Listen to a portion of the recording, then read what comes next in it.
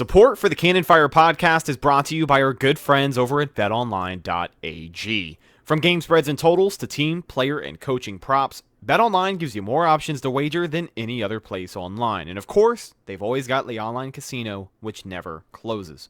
So head over to betonline.ag today and take advantage of all the great sign-up bonuses. Once again, BetOnline, your online sportsbook expert.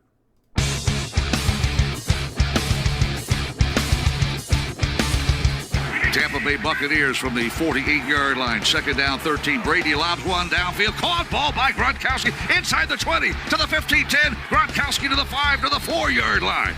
Holy guacamole. Third down, 18. Dropping Gannon, looking Gannon. Those up the middle. It's intercepted at the 40. Derek Brooks 30. Brooks to the 25, 20. Derek Brooks all the way. There it is. The dagger's in.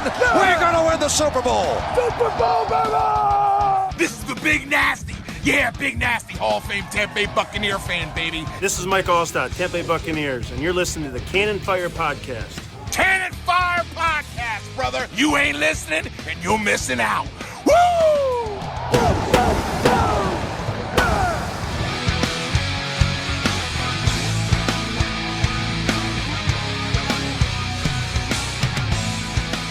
Welcome, ladies and gentlemen, to a brand new edition of the Cannon Fire Podcast. Back at you today for episode 170. It's been a minute. We've officially kicked off our off-season coverage of the Buccaneers Super Bowl champions, as you guys, I'm sure, are well aware of at this point. And joining us today, a returning guest. We had him on all the way back on episode 100. And here he is once again. Ladies and gentlemen, Super Bowl champion. Number 8 in the program, number 1 in our hearts, the People's Champ. There are endless things I can introduce this guy as, but at the end of the day, Super Bowl Champion Punter Bradley Pinion joins the show. Welcome back to the show, my friend. Yeah, I appreciate you having me back. Looking forward to it. Looking forward to catching up and talking a little bit about this Super Bowl. Absolutely, man. So, ladies and gentlemen, welcome back to the show. I am your host, as always, Rhett Matthew. Joined alongside me, my good buddy and co-host, the Philly Bucs fan himself, Mr. Evan Wanish. How's your day going, Evan? I'm doing really good and really excited to have Bradley Pinion back on the show. Absolutely. So we're excited to get your take on everything that happened this season and, of course, your experience as well. First thing I got to ask, man, how does it feel? I mean, Super Bowl champion. You know, it really hasn't sunk in yet, honestly. It's still one of those, like, surreal, like, am I dreaming? Did this really happen? What just happened type moments. Yeah, it hadn't sunk in at all. Maybe it'll sink in when we get the rings or I get a replica trophy or something, but it for sure has not sunk in at all.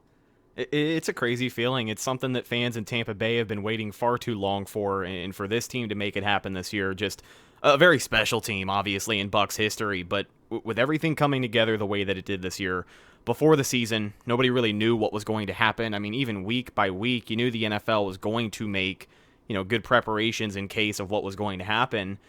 But a lot of it felt like a big question mark. And here we are, all these days later. Every single game was played. And I think at the end of the day, they did a good job of handling the situation. But I wanted to get your opinion on something else as well, while we're on the topic of winning the Super Bowl. There's some other interviews I had read. Something you've talked about in interviews before was you watched the Panthers with Jake Delhomme in Super Bowl 38. They ultimately lost that game to Tom Brady and the Patriots. Watching that game, could you ever have imagined that you would ultimately win a ring with a guy like Tom Brady? No clue. even like I even got a funny story. It was like last year in the middle of the season, and Zach, our long snapper, he was like, we're gonna get Tom Brady this offseason. I was like, there's no chance. Like, what are you talking about? Dude, never gonna leave New England. Like, he's set in stone there. There's no chance. And him being from Boston was I've just calculated it up to that. Like, yeah, whatever, dude. He's from Boston. And then, like, we get to the offseason and the speculation starts stirring. I texted him. I was like, dude, if you called this last year in the middle of the season, oh, my God. Sure enough, when we signed him, I was like, dude, holy crap. And then he was like, wait, watch, we're going to get Gronk, too. And I was like, you're lying. There's no chance. He's retired. He's not coming back. Sure enough, like, what was it, a week or two later? Yeah. I don't even know if it was a week later. Gronk's here. And I'm like, oh, my God, we have a shot at this thing. You might have to launch an investigation. There might have been some inside interference. Somebody was feeding him some info at some point. I mean, to be 2 for 2 on something like that. insider trading, something along those lines. Yeah, so yeah, obviously Tom Brady, we know he's been to 10 Super Bowls. He won that one versus the Panthers that we just talked about, and then obviously just won his 7th one, which with a brand new team and the first season when you didn't have an off season, you didn't have you didn't have a preseason at all, very abbreviated training camp, something I'm sure you're not even used to.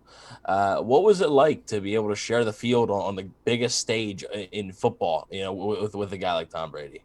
Honestly, it felt like it's any other game. You have that big like view of him when you're not on the same team as him, and then you get on the same team as him, and you realize it's just another dude. He just loves football and prepares probably better than anybody I've ever seen. And he elevates you. He doesn't he expects it from you, but he doesn't like do it in a mean or demanding way. Honestly, he's just, you see the way he goes about his work, and then you're like, man, I need to step my game up. I gotta compete with him. And it's honestly really cool. But once you get rolling and you're just realizing like he's just my quarterback, and I gotta have his back when he messes up, honestly. And so that's when you just kind of like get into the rhythm of it. And when we finally got to the Super Bowl, it was like, all right, this is another game. Go out there and do what we're doing all year long, and we'll be just fine. So, Yeah. Go ahead, Evan.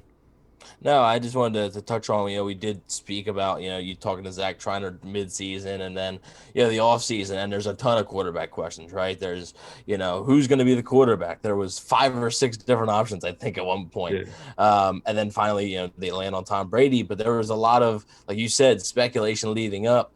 What was your first reaction when you first heard the news? Schefter said it, like, this is happening. What was your first reaction to that news? Well, first you'd have thought I'd have signed a new contract. That's how much my phone was blowing up. No, I was excited, honestly. I loved Jameis. He's one of my great friends. So for Jameis to follow up by the GOAT, I mean, for Jameis' sake, you kind of have to be like, all right, well, if anybody's going to follow me up, it's going to be him. But I was excited to get to work, honestly. I was excited to see what this year would hold. And then there was that little bit of a expectation to be like, all right, we got to be on it, because there's going to be a real good chance that we're going to win this thing. He's just that's just the kind of player he is and the caliber of player that he is. And then once you sign Gronk and once you sign AB and once you sign Leonard Fournette, then you're like, all right, like we're just putting the dream team together. Like I really got to be on it now. Yeah. And you're going to do that. You're going to try to do that every year. You're going to try to be on it every year, but it's almost like an unspoken like, all right, you've been putting 100 in, now let's put 120 in. And I think our organization as a whole needed that. We're a really young team. We still are a young team. And we need to learn how to win. That's why you saw that little bit of like a lull in the middle of the season. We started off losing to the Saints and then winning a few. And then like that Chicago, Kansas City, LA spree right there before bye week, or right at bye week. We needed to learn how to win. We were young guys. We had a stud quarterback. We had some stud running backs. We had probably the greatest wide receiver room of all time. I mean, like you got to learn, like you can't rely on just these 1 or 2 people or 3 people to do it all. It takes a whole team to win it all. And then like that defense started meshing together. Our defense came on and our offense started clicking. And you can just feel it. You could just feel the steam building. You could just feel the engine start to roll. And I mean, it was fun to be a part of. Made my life real easy. All I had to do was kick kickoffs and hold the field goals. So. Was there a point this season that you can kind of look at as the turning point of the season? I think I remember we asked you this question last year, but we here on the show, I think we kind of look at halftime of that Falcons game in Atlanta where, we're down pretty big at the half, and then all of a sudden everything turns around. The offense starts clicking better than they had weeks prior, and then they go out and they win the damn thing. But as a guy who was in the locker room every single week, is there a moment in particular that you can kind of pick where, like you had said, this team finally learned how to win?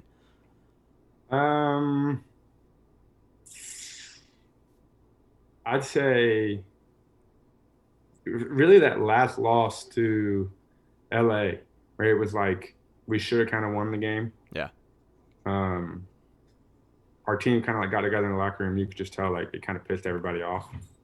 So it was one of those situations where it was like, all right, like we're about to roll and we're about to roll big. And then when we Who we go? Who did we have after LA? We had Kansas City game. Yeah, and then that Kansas City game where we got down early, and then we came back and really had a chance to win that one. Mm-hmm. And it was like, all right, we can do this. Kansas City's arguably one of the best team in the league at that point in time. It's like, all right, we got this. Like, we can do this. And then our defense, like I said, came on out of nowhere. And it was just like, all right, we're rolling and we're ready. Like, let's go.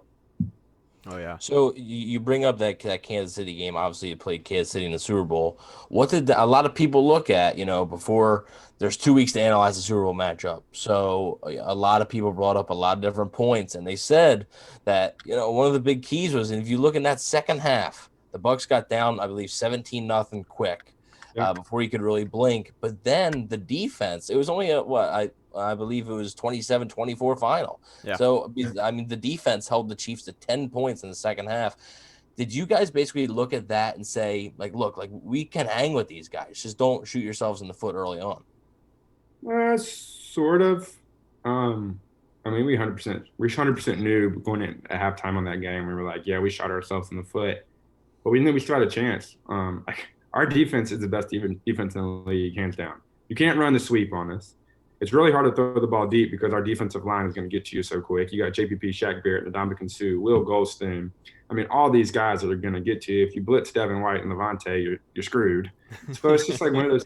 It's one of those things where it's like we knew all we had to do was our defense just had to be them and play themselves, and pin their ears back and go after them. And we knew we had it. Honestly, our confidence all week of the 2 weeks leading up to the Super Bowl was through the roof, to the point where I think BA had to kind of humble us a little bit in practice to kind of let us loose in the Super Bowl.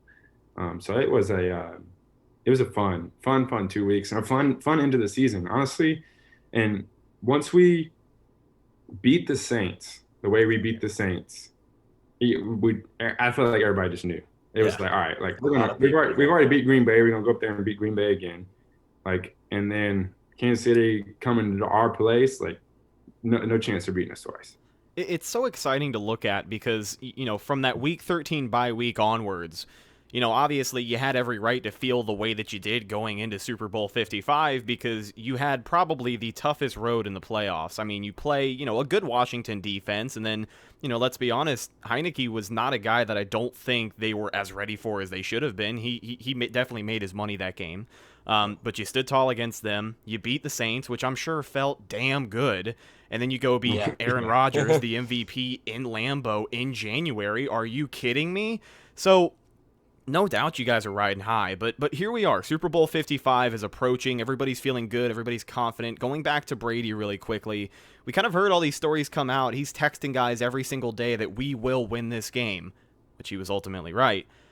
But we've heard a lot about this pregame speech, and you don't have to throw everything out there, but a lot of people have just heard about this infamous pregame speech right before the game. Is there anything that you can, resuscitate or try and, I don't know, just let us in on something? If not, it's cool. But, we've heard a lot about it. I'm going to be 100% honest with you. I wasn't even in there. Oh. As a specialist, we go out to the field early before the game. They warm up. Okay. And so I didn't hear it. So I heard about it once we got onto the field. Guys were like, "Dude, we're getting ready to roll this team." Yeah. But it was I have yet to hear any of it. So I'm just as curious as y'all are what was said, what happened. So I wish I could tell y'all something, but I have nothing. Well, then let me ask another question. From your point of view on the thing, you're in Raymond James Stadium. The Bucs are the first ever home team in the Super Bowl. What is that like? I mean, even when you're just, pregame warming up and you see all those people, a lot of cardboard cutouts as well, but on TV it looked like a pretty damn full stadium. What's that experience like? Because I'm sure that atmosphere is unlike anything else. Yeah, I wish it wouldn't have been a COVID year. Yeah. That's one thing I do wish. All in all, it was awesome. Playing in your home stadium is a huge advantage, I feel like. Strictly because the wind, especially as a specialist, the wind, the turf, the stadium. I think that was huge, but I think one thing that people didn't realize was the logistical nightmare of playing in the host team playing in their stadium. The logistical nightmare of not being just being there the whole entire time, and people coming into town And like, I hate to sound bad to my family, but like people want to stay in your house and you're like, nah, I got a game to play. Like this might be a vacation for y'all, but like y'all gonna have to go stay somewhere else. Like I'm gonna put y'all in a hotel. Y'all go to a hotel. And that was honestly like, I mean, I've never experienced Super Bowl before, but usually you're going to be somewhere off in the distant, like somewhere off somewhere else, and not have to worry about all that type of stuff people coming in your home.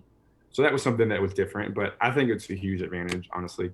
We were the home team, which was just awesome. So we got our own locker room. It would have been a little weird if we would have had to get the away locker room. That would have been a little weird, or the away sideline. That'd have been different, but it was the perfect storm. We had our own locker room, our home sideline. Like we were the home team. Like you can't ask for much more of a advantage than that. And we're wearing white on pewter, which undefeated in the season when they wore that. So there you go. Yeah, man. If it ain't broke, don't fix it. But you brought up the COVID year. Wanted to kind of get your take on this as well. Mid-December, you were placed on the reserve list. Ultimately ruled a close contact, and then you did end up playing that game against Atlanta. But during the season, you've obviously got a lot on your plate as an athlete, as a player in the NFL, but what was it like having to manage the possibility of COVID-19 as well? Because, it's just another hurdle at the end of the day. For the athletes, it was easy because you just go to work and come home. Mm-hmm. And, I mean, you're exhausted by the time you get home anyway. But you really got to give kudos to the whole team and how they handled it because we had very few cases. And you got to give credit to the wives. I mean, my wife basically put her life on hold for, I don't know, how long is the season? 6 months, 8 months, however long it went. Just so we could play this season and have a chance to win the Super Bowl and win the Super Bowl. So you got to give credit to her, holding down the fort at home, not doing her usual like shopping or going out and doing anything. Honestly, like she was at home. She was with her pups at home, which is not an easy task. And so I got to give credit to her for the way that she went throughout the season, and really all the wives throughout the whole team. It's the way that because that's how you're going to get it. I mean, it's going to be really hard for us to get it going to the facility and back unless you're just a close contact at the facility. But that's how you're going to get it. The kids at schools and the wives at homes going out and doing stupid things or going to the malls and whatnot. And I give credit to my wife. She didn't do any of that. She was kind of a woman on a mission because I think she kind of knew the possibility that we had. So a lot of credit goes out to them. So when you were placed on the reserve list, I believe it was you, Zach Triner, and Ryan Suckup. But the Bucs didn't know if they were going to have a special teams unit, right? Heading into Atlanta. What was that like? Because obviously this is something that nobody has experienced, right? Yeah. So what was that like being on that reserve list? Were there any limitations? What did you have to do to get off the reserve list? Stuff like that. So we joked about at the beginning of the year, like, man, there's going to be at least one team where the whole special teams unit gets wiped out. Sure enough, it was us. So I got a call on like a Monday night. It was like, hey, you've been in close contact. You, Zach, and Ryan are all going to have to like quarantine, basically. I'm like, crap. Like, okay. What was the worst is because we had a wife. Me and Zach had wives at home. We actually had to go to a hotel for 3 days. And that was the worst part. I think I would have been okay if I'd have been in my home and do my own thing in my house and just be at home for 3 days or 4 days, however long it was. But the fact of having to go to the hotel, sit in the hotel, go stir crazy in the hotel for 3 days, that was the tough part. But to get back, we had to pass, I think it was 3 or 4 tests, and then have no symptoms. And thankfully, all of us passed 3 or 4 tests and then had no symptoms. It turned out being a false positive for who had it anyway. So it was honestly a huge blessing. But all 3 of us would be FaceTiming each other every day, being like, "What was your test? What was your test? What was your test?" Because it was a very high likelihood. I mean, as a specialist, you're together all the time. It was a very high likelihood if one of them test positive, we were all going to test positive. Right. So it was honestly, as a specialist, missing practice wasn't huge.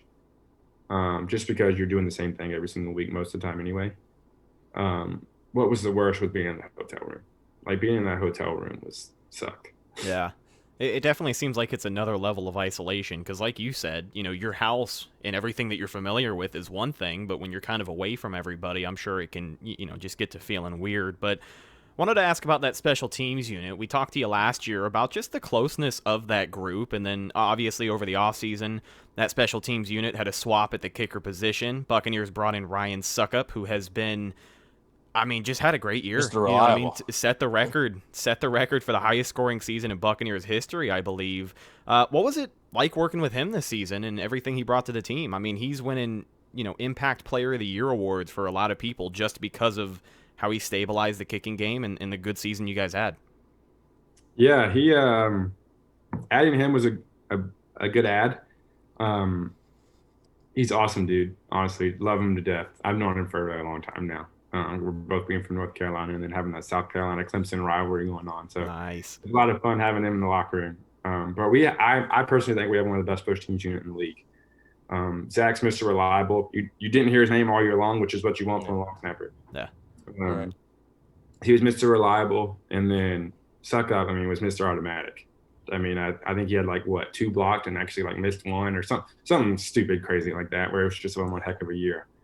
And that makes my job easy. Not having to worry about a long snapper or a field goal kicker makes my life really easy. I can go out there and bang some punts and smack some kickoffs, and we're ready to rock and roll. And just our group is really tight. We're all men of faith, so we're able to talk about that. When you talk about your faith, it always brings you together. And like I said, I think we arguably had one of the best special teams group of 3 guys in the league. And I think the numbers would show that. And I think having another veteran presence like Ryan in our room is great.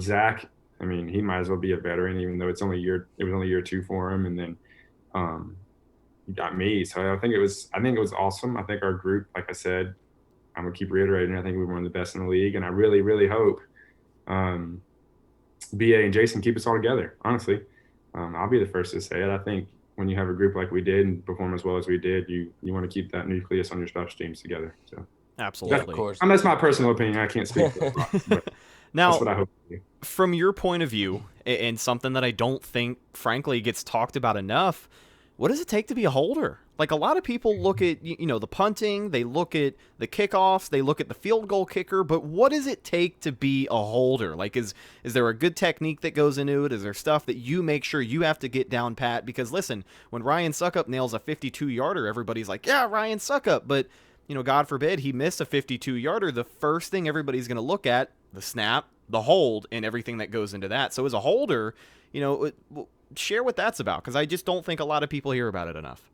So I always mess with Mike Greenberg, our money guy, that he should pay me like wide receiver because I always have the most catches on the team. Just always messing with them. But honestly, it's my favorite job that I do. I had a great veteran in Phil Dawson who really taught me how to hold. He used to make me do 100 snaps off of a jug every single day because I didn't hold in college. So when I got to the NFL, I had held in practice in college, but not really in a game. And so he used to make me shoot 100. He used to shoot 100 of those low jugs at me every single day, and I'd have to catch it, put it down, and I'd look at him. He'd give me a nod if it was good or bad. So I did that every single day my rookie year. So I really credit holding to him. And it's just fun, honestly. It's something that I like to do. It's one of those you don't want your name to be called type things. You just want to fly under the radar. Just no, I don't even want anybody to know that I'm holding it. I just want to be able to catch it, put the ball down, and then run off the field, go grab my kickoff tee. But it's fun.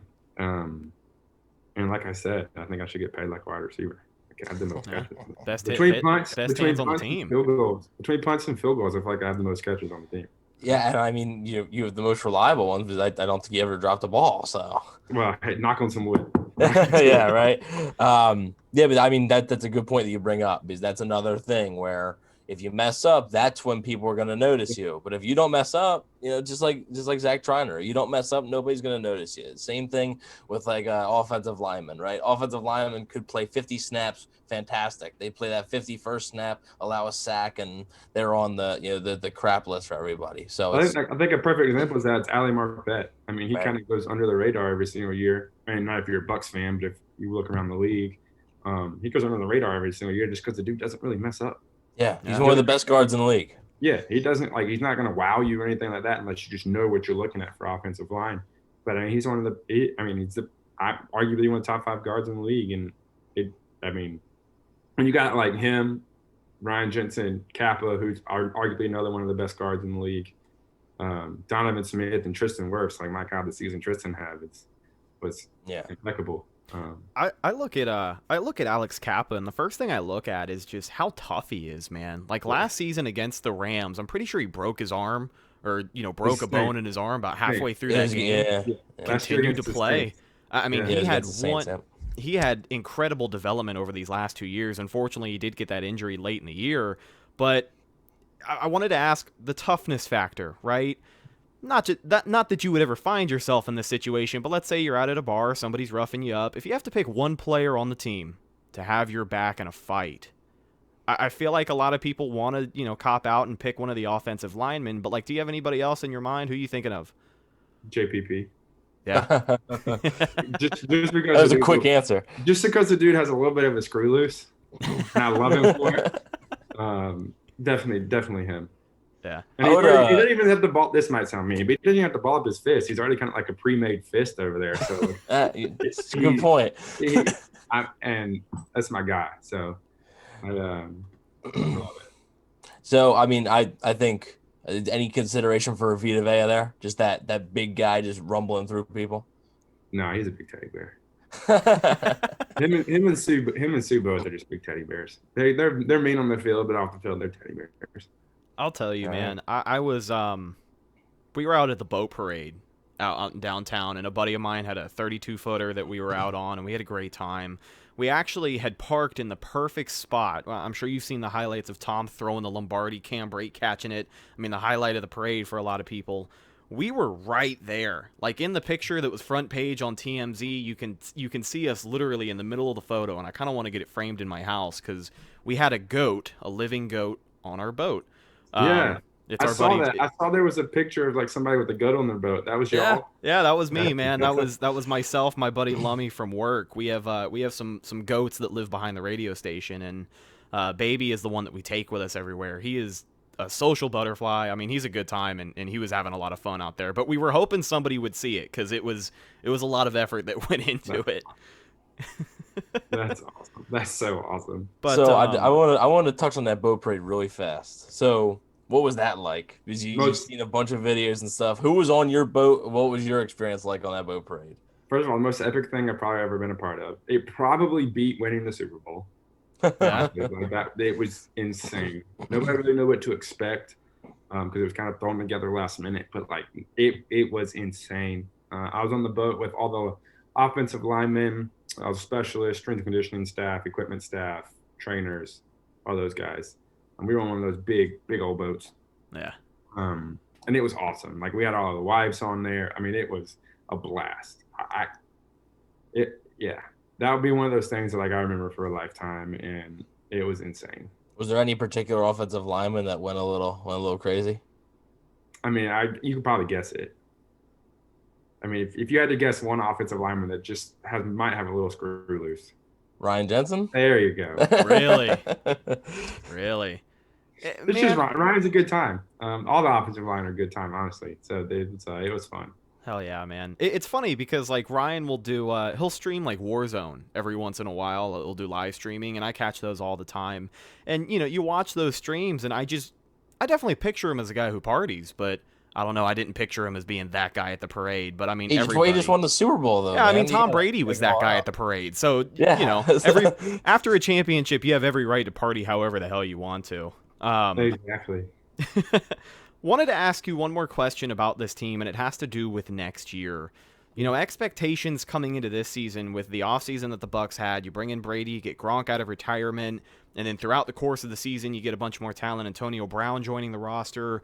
Regardless of what pieces stay and go, I think if the core is kept together, we talked about the defense first and foremost. We know Brady's going to come back and give it another go, but this is a team who has all the potential in the world to make another run for it. And it's a team that at this point is only going to get better, which I think is really scary for the rest of the NFL. Is there any one part of this team that I think you're most excited about, or anything that you're kind of excited about heading into next season with where this team can ultimately end up again? Yeah, I think we had the best locker room in the NFL. I think it showed this year when you can bring in a bunch of superstars. You can bring in AB, Leonard Fournette, Tom Brady, Gronk, Mike, Chris, and not a single one of them really like pout all year long, I guess is the right word. It speaks to your locker room. It speaks to the brotherly love within the locker room of, all right, you're going to get yours, so I'll get mine later.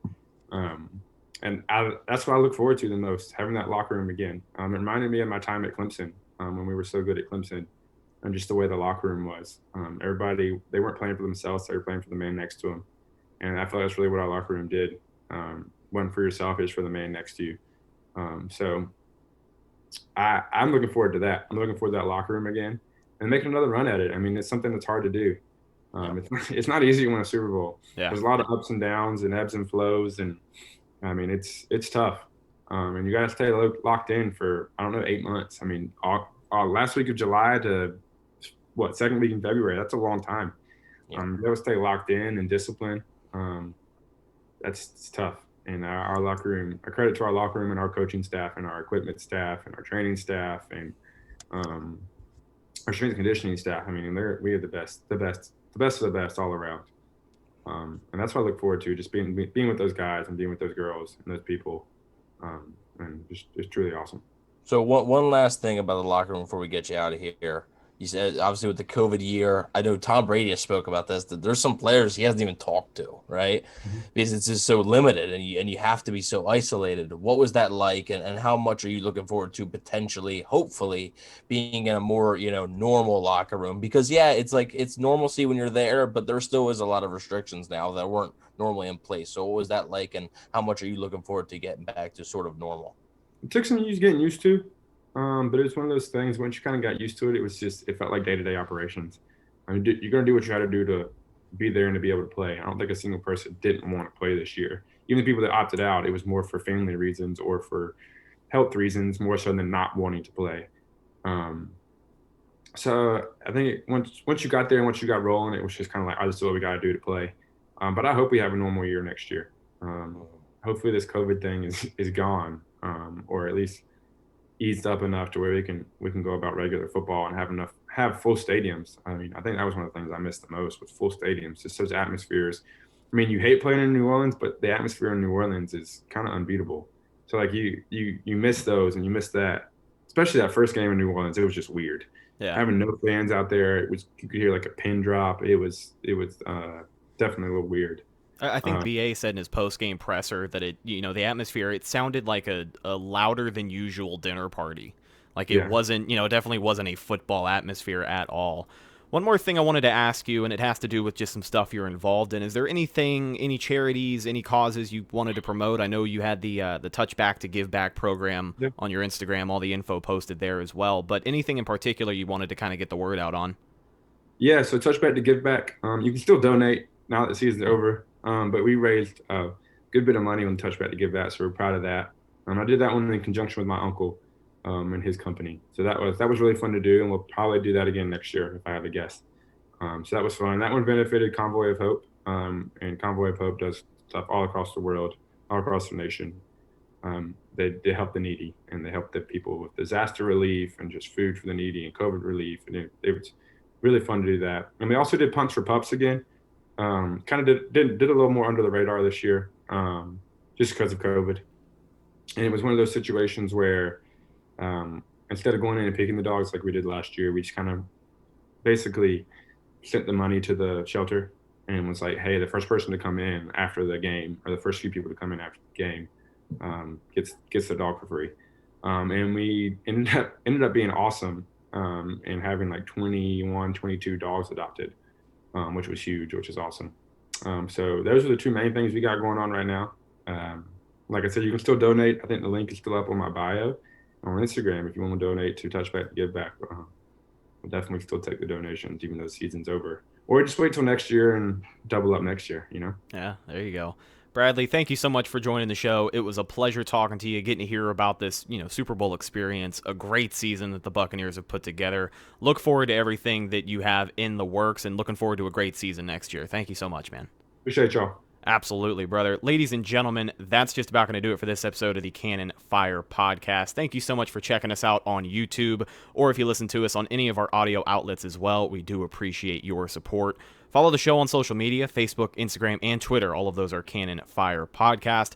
And of course, you can find myself, Instagram and Twitter, at Rhettakus, Rhettakus. You can also follow my co-host Evan on Instagram at Bucs_daily, the #1 Buccaneers fan page on Instagram, and you can also find him on Twitter at EvanNFL. I'm your host, Rhett Matthew, signing off from my co-host, Evan Wanish, and our special guest, Bradley Pinion. We'll talk to you guys later this week. Got some free agency discussions happening as things start moving around here in the offseason. We'll talk to you next time. Until then, go Bucs.